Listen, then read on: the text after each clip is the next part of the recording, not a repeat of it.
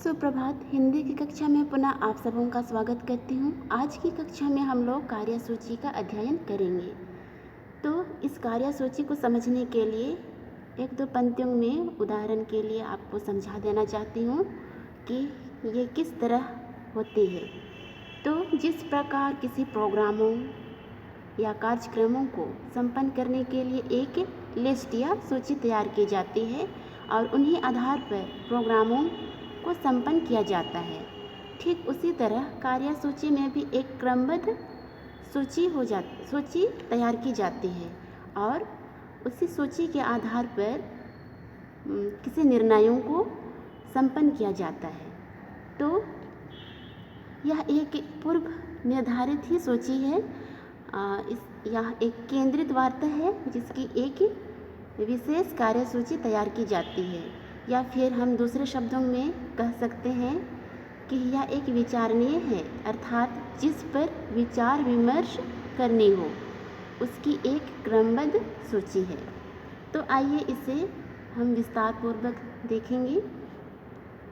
विभिन्न संस्थानों और कार्यालयों में समितियों का गठन किया जाता है।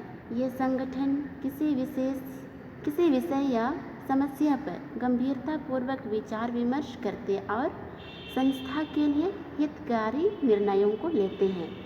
संसद, विधानसभा तथा नगर निगम में इन समितियों का विशेष महत्व है, जिनमें कई समितियों के नाम प्रमुख हैं, जैसे लोक लेखा समिति, प्रवर समिति, नियुक्ति समिति एवं पदोन्नति समिति आदि। इन समितियों के सदस्य निश्चित समय पर एक निश्चित स्थान पर बैठकर विषय के प्रत्येक पक्ष पर चर्चा करते हैं और निर्णय लेते हैं।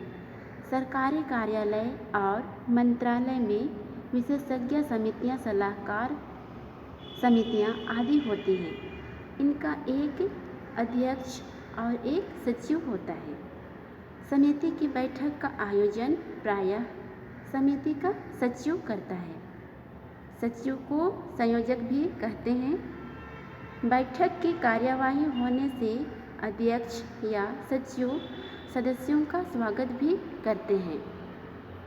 बैठक प्रारंभ करने से पूर्व सचिव विचारणीय विषयों का एक संक्षिप्त परिचय भी देता है।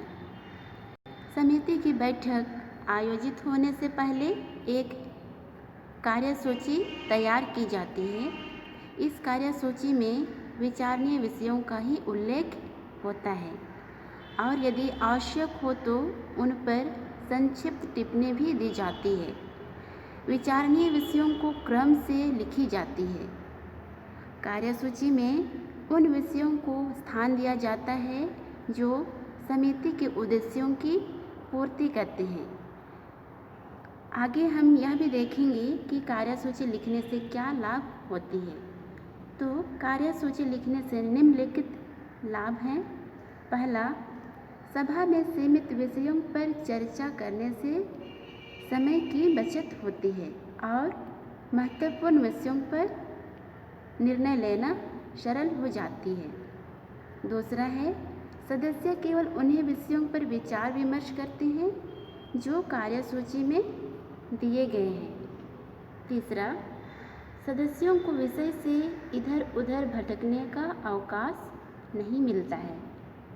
चौथा है अंतिम, सीमित विषयों पर चर्चा से समय बच जाता है। तो ये है कार्यसूची लिखने के कुछ लाभ। तो फिर इस तरह से कार्यसूची तैयार हो जाने पर समिति के अध्यक्ष और सचिव की स्वीकृति या सहमति ली जाती है। इसके पश्चात समिति की बैठक की तिथि निर्धारित कर सदस्यों को आगे की सूचना देकर उन्हें दिनांक, समय और स्थान के बारे में लिखित रूप में बता दिया जाता है तथा कार्यसूची की एक प्रति या एक कॉपी भी भेज दी जाती है। इससे सदस्य बैठक में भाग लेने से पूर्व संबंधित विषयों पर आवश्यक सामग्री एकत्रित कर अपने को तैयार कर लेते हैं। इससे वे सार्थक मुद्दों पर सटीक चर्चा कर सकते हैं। एक उदाहरण स्वरूप कार्यसूची किस तरह तैयार की जाती है उसे भी मैं बताना चाहूँगी। आप ध्यानपूर्वक सुनेंगे इसे भी। तो कार्यसूची एक तैयार करनी है। संत जेवियर्स विद्यालय कार्यकारिणी समिति के नए शैक्षणिक सत्र प्रारंभ होने से पूर्व की बैठक हेतु कार्यसूची। तो सर्वप्रथम इसमें लिखना है बाईं ओर बैठक की तिथि और इसको अंकों में भी लिखनी है। 6 अगस्त 2020 संध्या 3 बजे। नीचे की पंक्तियों में स्थान है, स्थान लिख करके डैश देकर विद्यालय का प्रधानाचार्य कक्ष।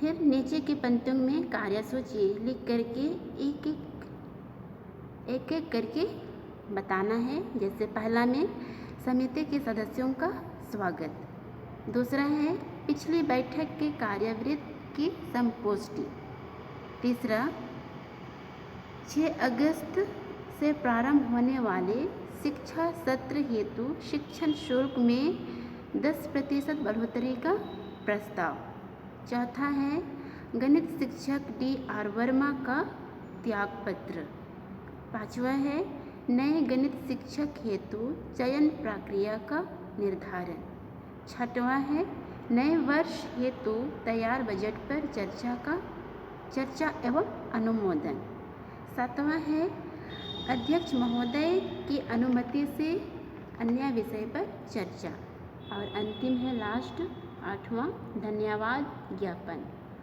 और इस तरह से एक कार्यसूची तैयार हो जाने पर अंतिम में हस्ताक्षर होती है प्रबंधक या विद्यालय कार्यकारिणी समिति का।